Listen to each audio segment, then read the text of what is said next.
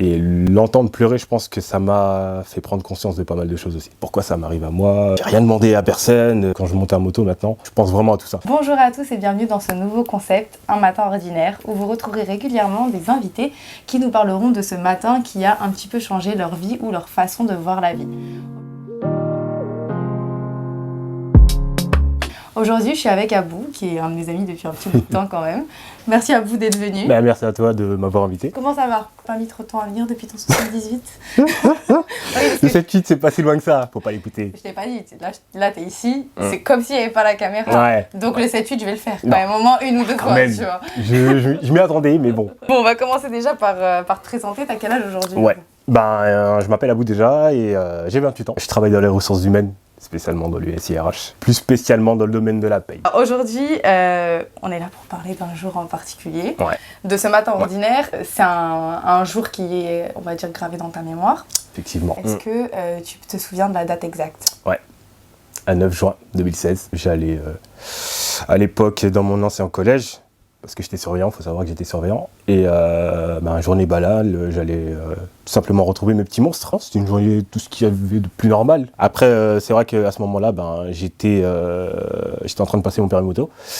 Et il faut savoir que j'avais rempli la première partie de cet examen, parce qu'il faut savoir que ça se fait en deux parties. Tu as la partie plateau et la partie conduite. Et j'avais eu le plateau, donc on va dire le plus compliqué. Et je m'apprêtais, on va dire, à avoir le fameux sésame. Toi, dans ta tête, déjà, en partant ce matin-là, tu savais que tu passais ton permis ce jour-là? Enfin non, j'avais des heures de conduite, si tu veux. C'était des heures. Voilà. Et pour toi, c'était ce qu'il y avait de plus facile, quoi. C'était pas... Exactement. Je pensais...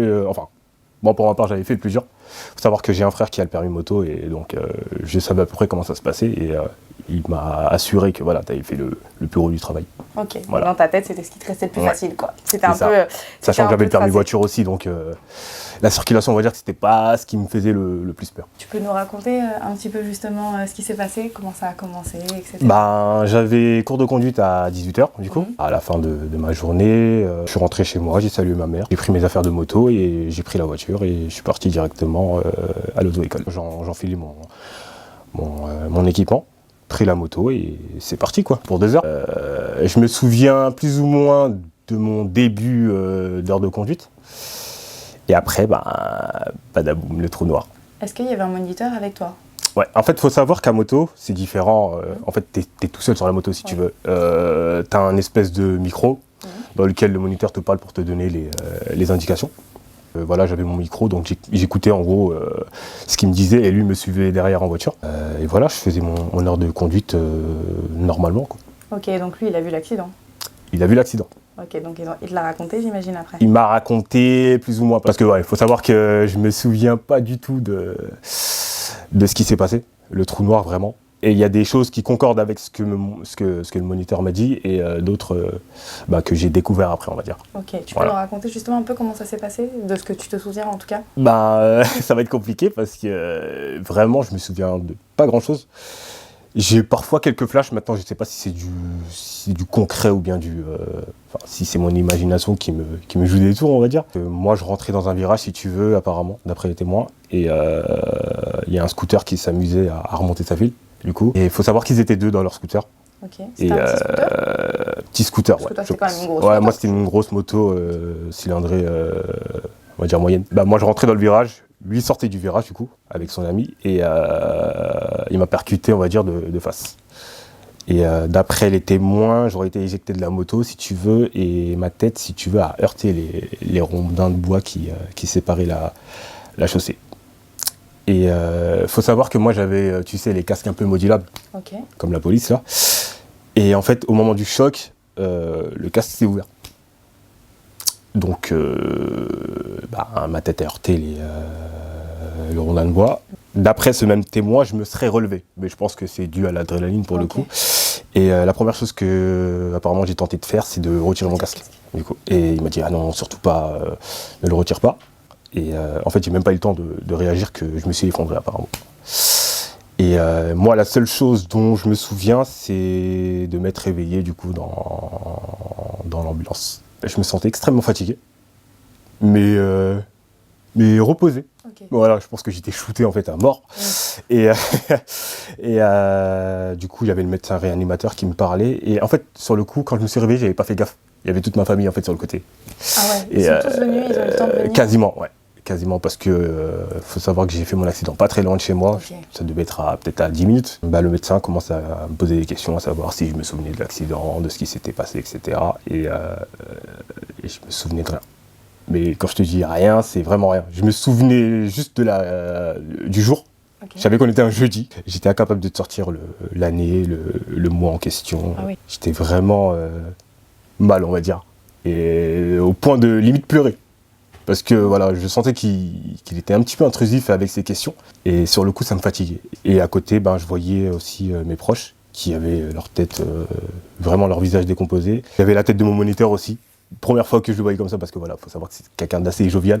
Et c'est là que je me suis rendu compte qu'il m'était arrivé quelque chose d'assez grave, quoi. Ouais, parce Voilà. que sur le moment, t'avais pas du Sur le tout moment, conscience j'avais que pas c'était du tout conscience de ce qui m'était arrivé. Il y avait une chose aussi qui m'a un peu tilté du coup, c'est que je sentais que ça bougeait un petit peu trop dans ma bouche du coup. Ouais. Il faut savoir que j'avais du coup une fracture au niveau du maxillaire. Après ce moment dans l'ambulance, Ouais. de quoi tu te souviens exactement? Je me souviens du trajet, Mhm. plus étrange que ça puisse paraître. Je sentais que ça tanguait beaucoup. Je me suis vite rendu compte aussi que j'avais un problème au niveau du regard. Ok. Et si tu veux, quand je regardais à ma gauche, je voyais les choses en double. Et c'était une sensation vraiment bizarre. Et je me rendais vraiment pas compte de ce qui m'était arrivé en fait. C'est vraiment après quelques jours, quelques semaines, où j'ai pris conscience qu'il m'était arrivé quelque chose d'assez lourd et d'assez important. Et qui allait, on va dire, complètement changer les choses. Mais en soi, t'as eu de la chance. Et j'ai eu de la chance. C'est là où, avec le temps, Mhm. j'ai compris que j'avais de la chance. Parce que pour le coup, quand j'ai eu cet accident, avec du recul, je me dis que j'ai vraiment été égoïste. J'étais là constamment à me plaindre, à savoir pourquoi ça m'arrive à moi. J'ai rien demandé à personne. On vient me faucher si tu veux. Et je me rendais pas compte. Après, j'aime pas parler de chance. Je préfère parler de destin surtout. Je me rendais pas forcément compte de ce qui m'était arrivé. Et de la chance, on va dire, de m'être relevé de tout ça. Bien sûr. Malgré le fait que voilà, il y a eu des séquelles et que j'ai mis du temps à vraiment, vraiment récupérer. Mais au-delà de ça, je me rends compte que je reviens de très loin. Je me reviens de très loin parce qu'il faut savoir que je suis ici dans un quartier où malheureusement j'ai pas mal de connaissances qui sont morts à moto du coup. Et eux n'ont pas eu la chance que j'ai pu avoir parce que ça aurait pu être beaucoup plus grave que ça. J'aurais pu même peut-être ne jamais remarcher ou même peut-être ne pas être là devant toi. Et pour ça que je te parle d'égoïsme, parce qu'il faut savoir qu'aujourd'hui, quand je monte à moto maintenant, je pense vraiment à tout ça. Je me dis que voilà, ça fait partie de moi maintenant. Mon permis, voilà, il est ce qu'il est. Je suis obligé d'y penser si tu veux. Je suis obligé d'y penser, que ce soit pour moi, pour mes proches, pour ceux qui sont partis malheureusement. Justement, ce que j'allais te dire, c'est que t'es remonté à moto. Je suis remonté à moto. Combien de temps après? Alors, faut surtout pas refaire ce que j'ai fait, parce qu'il faut savoir que quand je suis remonté à moto, j'étais pas forcément complètement remis de tout ce qui m'était arrivé. J'avais toujours mon problème de vue du coup. Justement, t'as eu des séquelles déjà? Ouais, je suis resté à l'hôpital. Je pense pas être resté longtemps. Je suis resté une bonne semaine, on va dire. Et après, c'était beaucoup d'allers-retours. Aller à l'hôpital, j'avais plusieurs rendez-vous. On m'avait mis ce qu'on appelle un arc de Dautrey dans ma bouche. C'est une sorte d'attelle, si tu veux, qui retenait mes gencives avant que mon os, en attendant que mon os soit consolidé. Et du coup, j'avais pas mal de rendez-vous à l'hôpital. Oui, parce que ça a beaucoup été touché au niveau de la mâchoire en fait. Ouais, c'était vraiment cassé pour le coup, ça bougeait. Ouais, cassé. Ça m'a plus gêné que fait mal. Okay. Après, je pense que sur le coup, j'ai dû peut-être souffrir, mais je l'ai pas senti plus que ça. Ok. T'es remonté à moto, mais tu dis qu'on ne doit pas prendre ton exemple. On doit pas prendre mon exemple parce qu'il faut savoir que j'avais eu mon accident en juin 2016 du coup. On va dire le temps de se remettre à peu près correctement de tout ça. J'ai mis quand même un bon petit 6 mois. Et on va dire au bout d'1 mois et demi, 2 mois, j'ai rattrapé mes heures. Je voulais absolument ce permis en fait parce que voilà, j'étais si proche, je suis pas complètement remis. Mais on va y aller quand même. Il a dit quoi le moniteur quand il t'a vu redébarquer au bout de 6 mois? Même pas 2 mois. Il me disait est-ce que ça allait, est-ce que t'es sûr de remonter, etc. Moi je lui disais que oui, alors que j'étais pas forcément bien remis. Mais je me sentais capable quand même de faire mes heures de conduite. Tu te souviens, t'as pas eu peur quand t'as monté sur cette moto? Pas plus que ça. Ah, mais il faut savoir que la moto avec laquelle j'ai fait l'accident est complètement bousillée. Hein. Elle est passée RSV, voilà. Non, j'ai pas eu si peur que ça, étrangement. Parce que, après, je pense que le fait de ne pas me souvenir de l'accident, je pense que ça m'a quand même beaucoup aidé. Mais si je me souviendrais de l'accident et que l'accident, entre guillemets, venait de moi, je pense que j'aurais une plus forte appréhension de remonter à moto. Et aujourd'hui, maintenant que tu sais à quel point ça peut être, on va dire, dangereux et à quel point le choc peut être violent, tu me disais que maintenant, à chaque fois que tu remontes en moto, tu y repenses. Tu y repenses comment ? C'est-à-dire, c'est quoi le sentiment que tu as quand tu remontes ? Après, je pense que tous les motards ont ce sentiment-là. Enfin, j'espère, en tout cas. En fait, quand on monte à moto, aussi étrange que ça puisse paraître, on n'est jamais sûr de revenir, quoi. On n'est jamais, voilà, on sait qu'on est exposé au danger très très régulièrement.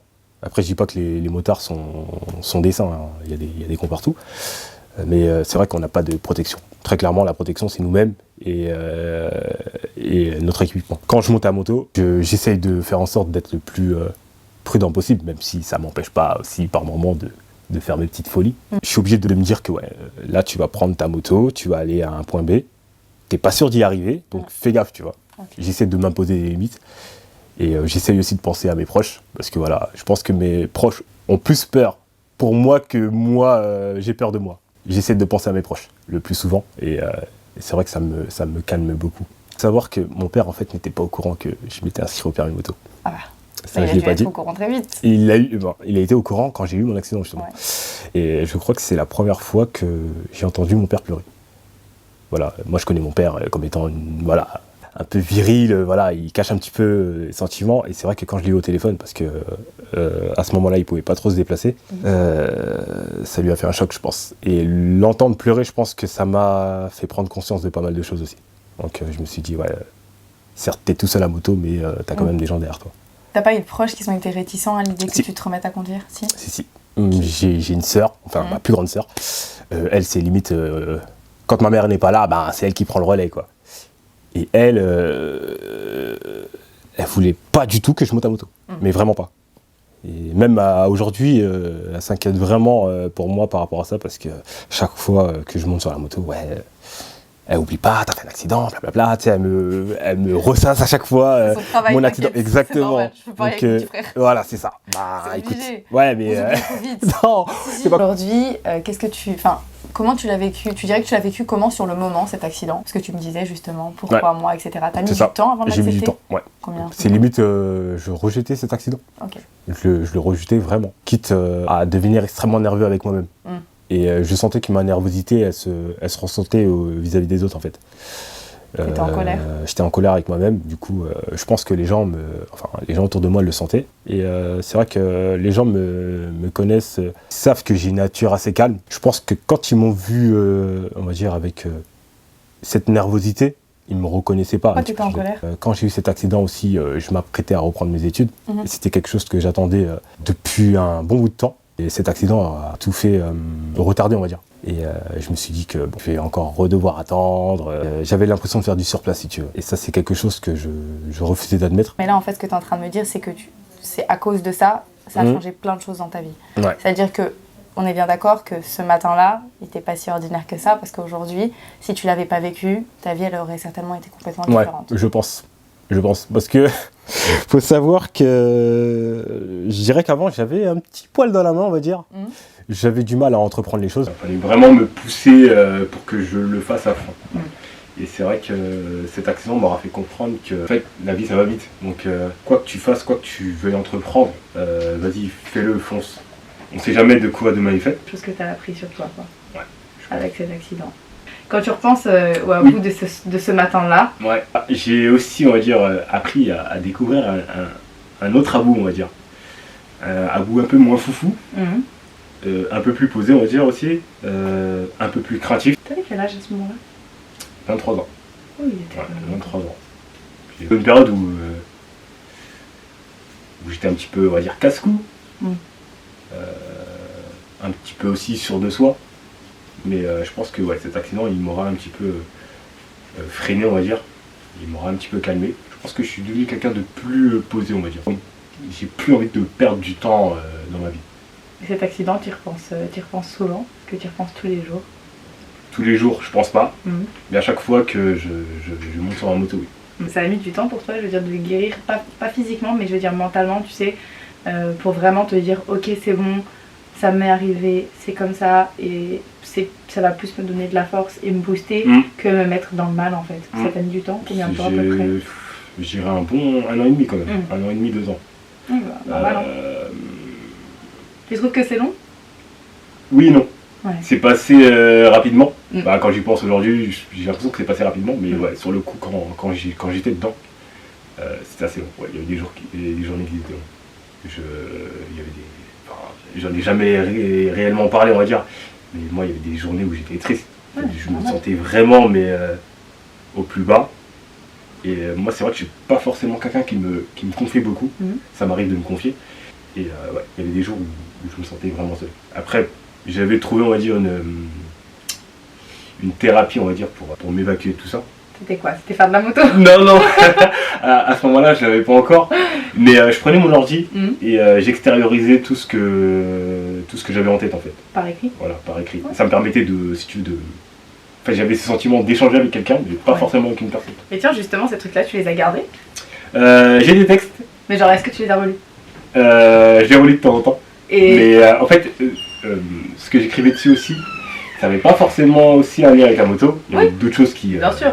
Oui, toutes les périodes qui vivent là, à ce moment-là. Mais... C'est ça. Et ouais, j'ai encore ces textes-là. Et ouais, ça m'arrive parfois de les relire. Bon, ça fait un moment que je les ai pas relus, mais ouais, ça m'arrive parfois. Ce serait drôle que tu les relises pour voir un petit peu dans quel état d'esprit. Parce que moi, il y a quelque chose que j'ai remarqué, c'est que le cerveau, c'est un traître. Dans le sens où... Mais c'est vrai, hein, tu peux vivre des trucs hyper difficiles, t'as l'impression que ça te marque et que genre... tu t'en souviendras toute ta vie. Ouais. Et pourtant, je pense que le cerveau, il faut qu'il fasse du tri en fait. Et en fait, il y a des choses qu'il efface. Et comme tu dis, ça peut revenir par des flashbacks. Donc toi, c'est plus différent parce que tu t'en souvenais pas du tout. Mais moi, je sais qu'il y a des trucs, des fois, je m'en souviens comme ça, où d'un coup, je me souviens du sentiment que j'avais à ce moment-là. Mais il y a des trucs, des fois, je me dis, putain, mais c'est vrai qu'à ce moment-là, qu'est-ce que j'étais dans le mal. Et c'est en retombant sur des écrits, parce que comme toi, j'écris beaucoup, je me dis, ah oui, je ressentais ça comme ça. Et je trouve ça cool, en fait, moi, d'écrire, parce que regarde, en vrai, je vais le relire des années après, soit tu vas dire, oh, quel drama. Ou tu vas dire, ah ouais, punaise, j'oublie d'où je viens. Parce qu'on oublie, hein, je vous jure qu'on oublie. Même quand ça marque, on oublie. Et moi, c'est vrai que je prendrais le temps de relire ce que j'écris. Que j'ai écrit comme t'as pu changer. Peut-être que même tu changes d'avis sur certaines choses, sur les choses qui peuvent t'arriver, tu sais. Ça, je pense que... Parce que quand on grandit, on avance, on accepte. Donc qu'aujourd'hui, ce que tu me dis, c'est que tu l'as accepté. Qu'est-ce que ça aurait pu t'apporter de positif, même si en soi, c'est quelque chose que j'aime pas trop dire, genre en mode... tu sais, des fois, on te dit, genre, oui, mais ça t'est arrivé pour une bonne raison, parce que ça t'a forgé, blablabla. Moi, je suis d'accord avec ça. Et d'un autre côté, des fois, il y a des trucs, ça t'arrive...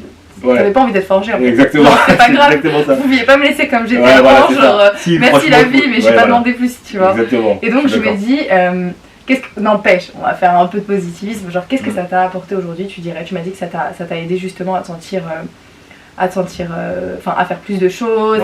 Est-ce qu'il y a d'autres choses auxquelles tu peux penser comme ça, même par rapport, je sais pas, dans tes relations avec tes proches? Je pense que j'ai plus gagné que perdu quand je fais le bilan. On va dire que je suis devenu quelqu'un d'assez fort, tenace, on va dire. J'encaisse mieux les coups de la vie. Je pense que sans cet accident, je dis pas que je le serais pas, mais ouais, je pense que je suis devenu beaucoup plus fort mentalement. Je sais que ça tient quand même à cœur de faire de la prévention, parce que comme tu le disais, il y a pas mal de jeunes dans ton quartier. Quand on habite dans des quartiers, on a tous au moins un. Je suis gentille quand je dis un. Non mais vraiment, c'est vrai. En vrai, c'est hyper triste et horrible parce qu'il y en a beaucoup qui se rendent pas compte en fait du danger qu'il peut y avoir derrière. Et je pense aussi que c'est un peu en partie à cause de peut-être tous ceux qui sont peut-être un peu plus âgés et qui prennent pas forcément conscience du danger, qui donnent une image aux jeunes qui fait qu'ils ont l'impression que c'est plus un jeu, alors que c'est pas un jeu quoi. C'est pas un jeu. Quand tu tombes vraiment quoi. Ça fait mal. Et c'est triste de se dire que bon, on aurait pu peut-être entre guillemets limiter les coups en se protégeant. Si je devais entre guillemets faire passer un message aux jeunes, parce que généralement c'est vraiment à l'adolescence où on commence un petit peu à vouloir faire de la moto ou toute autre activité de ce type-là. Et je pense que l'important de s'équiper, c'est un message qui n'est pas assez véhiculé dans les cités ou même de là où je viens, tu vois. Parce que ouais, si j'ai un message à faire passer, ce serait celui-ci, de s'équiper. Ça peut limiter la casse. Ça peut limiter la casse. Et donc, ce projet justement de faire de la prévention, etc., tu l'as avancé un petit peu? C'est quelque chose que j'ai mis en stand-by, mais qui m'intéresse toujours. Faire de la prévention, faire des vidéos en rapport avec la moto. Parce que voilà, maintenant aujourd'hui, ça fait partie de moi. Et cette vocation de vouloir transmettre tout ce qui est en rapport avec la moto, notamment la prévention. Ce serait quelque chose qui me tiendrait à cœur pour le coup. Ah, moi je pense que c'est l'occasion, hein, les gars. Je pense vraiment que c'est l'occasion. Il y en a plein des comptes, mais ça n'empêche que ton histoire elle permet quand même de partir d'un point de départ et de, tu vois, en plus t'es remonté sur la moto, ce que je trouve assez fou. Je pense aussi que c'est en partie parce que tu t'en souviens pas. Exactement. Enfin, je dis pas que sinon tu serais pas remonté, mais peut-être que tu aurais eu plus de mal. Plus d'appréhension. Tu vois. Et je pense que c'est une bonne idée. Je sais pas si t'as d'autres choses à dire, mais en tout cas. Pas plus que ça. Juste de s'abonner à la chaîne de Najed pour le coup. Parce que voilà, elle fait du bon contenu. Merci, c'est gentil. J'ai même pas besoin de faire ma pub. Activer la cloche. Voilà, on va finir comme ça. Notification. J'en profite pour le passer ici et je pense que je passerai un autre message aussi un petit peu sur les autres réseaux. Mais si jamais vous aussi vous avez eu ce que j'appelle un matin ordinaire, c'est un matin où ce jour-là vous vous êtes réveillé et vous n'aviez pas idée à quel point ce qui allait vous arriver aurait pu changer votre vie. Ça peut être quelque chose. Alors, je ne vous souhaite pas à tous d'avoir un accident de moto, donc ça peut être aussi des choses très positives. Parfois, il y a des matins où on se réveille, il nous arrive quelque chose. Ça peut même être avoir lu un livre, c'est avoir entendu quelque chose, avoir entendu une phrase qui a fait que ça a changé votre façon de voir les choses. Eh bien, je vous invite à m'envoyer un message, à me suivre sur Insta et à partager votre histoire avec moi parce que j'aimerais que cette chaîne, ce concept de vidéo soit plus récurrent sur ma chaîne. Je vais essayer de trouver différents invités pour à chaque fois venir vous raconter une histoire. En tout cas, j'espère que ça vous a plu. Moi, ça a été un plaisir de te recevoir à vous. Un plaisir partagé. Et ça a vraiment été un plaisir de reparler de tout ça. Franchement, je trouve que c'est une histoire hyper intéressante et très courageuse. Et je vais bien évidemment gratter mon tour en moto. Ceux qui me connaissent savent très bien que je suis une grande fan. En tout cas, merci beaucoup et je vous dis à la semaine prochaine. Yes, salut. Tu peux appuyer sur le bouton rouge, maman.